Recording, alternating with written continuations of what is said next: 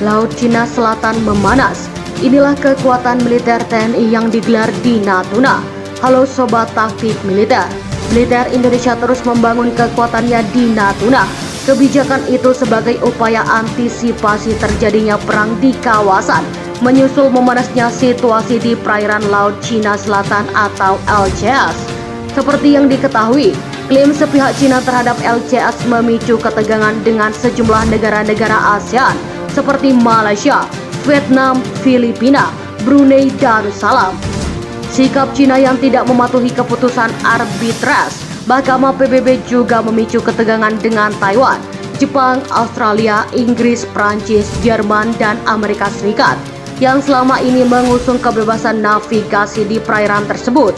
Bahkan untuk meredam dan membendung hegemoni Cina di kawasan Asia Pasifik, Amerika Serikat bersama Inggris dan Australia membentuk Fakta Pertahanan baru bernama AUKUS, di mana dalam Fakta AUKUS ini diberikan akses Australia ke pembuatan kapal selam nuklir dan rudal jarak jauh berteknologi Amerika Serikat. Tak hanya kapal perang, kapal Indo-AS juga bermanuver di Laut Cina Selatan.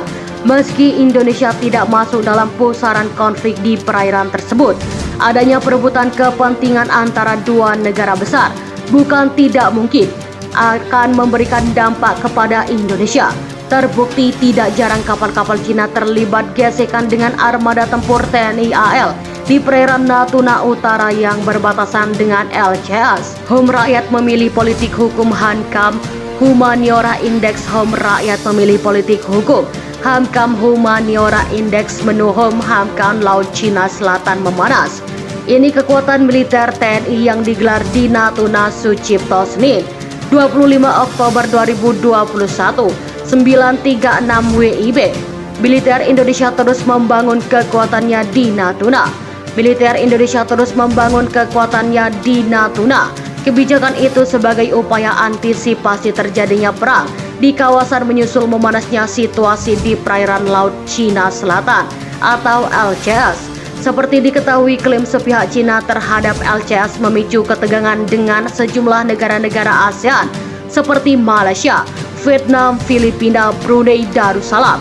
Sikap Cina yang tidak mematuhi keputusan arbitras Mahkamah PBB juga memicu ketegangan dengan Taiwan, Jepang, Australia, Inggris, Prancis, Jerman, dan Amerika Serikat yang selama ini mengusung kebebasan navigasi di perairan tersebut.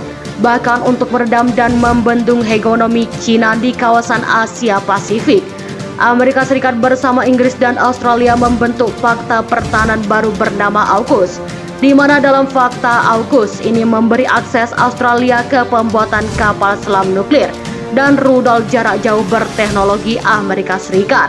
Tak hanya kapal perang, kapal Indo-AS juga bermanuver di Laut Cina Selatan.